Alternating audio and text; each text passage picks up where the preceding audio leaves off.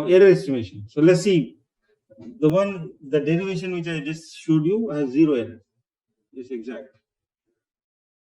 But if f of x is polynomial, right now it is a polynomial of order 2n minus 1.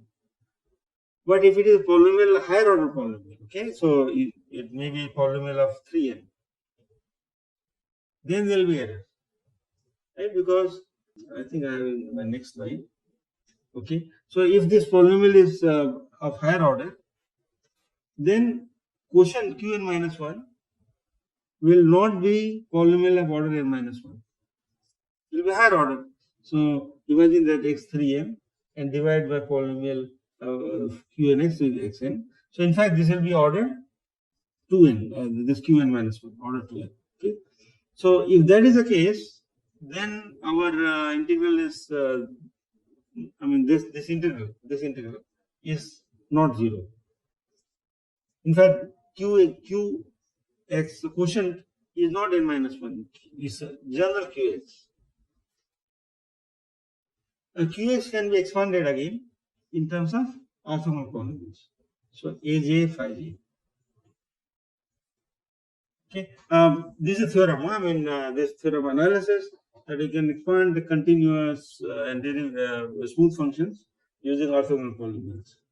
So when I substitute this qx here, then all phi j's which are not equal to phi n will give you 0, right? Because property of orthogonal polynomial.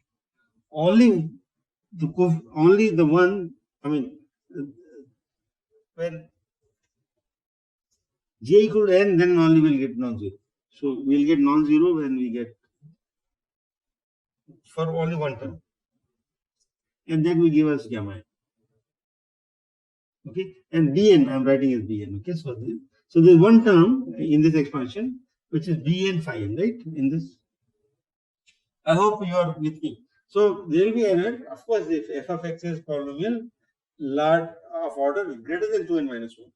You expect that. Otherwise, it can't be exact for all functions. It is not. And the origin of error is coming from this term of quotient. Okay. And this is the integral. This in fact is error. Okay. Now, unfortunately, the idea is to gamma n is known, no problem, but bn is not known. Okay. Bn will depend on the function, because this quotient depends on the function. And now the proof, I will not state it here. Bn is basically this part. Okay, so Bn is that. So we have function. You take 2n derivative of the function. Okay, and zeta is the point lying between a and b. And we have this an, which is, I told you, is a an xn is a coefficient of the xn in phi n squared. Okay. No, sorry, this a now 2n, sorry, 8. So this, no, a and xn, yeah, and 2n factorial. So 2n is in the side, this 2n factorial. Okay, so this is a error in the integral. So E is for error. Okay, now is a first idea clear why this error? Error occurs when f of x is polynomial of order greater than 2n minus 1, and because that expansion will have a term of this type. Now from this error formula, we can derive some interesting results. So another statement I can make is consistent, right? This for if you have so you can see that if f of x is polynomial of order 2n minus 1,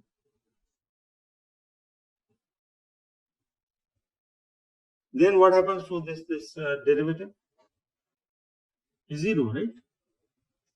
So if f of x is a polynomial of degree 2n minus 1, then error is 0. We again get the result.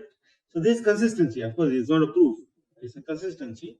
A proof is already given, right? I mean, I showed you that the derivation itself is exact. Okay, as long as function is 2n minus 1 order polynomial. But from the formula itself, we find that this is the case.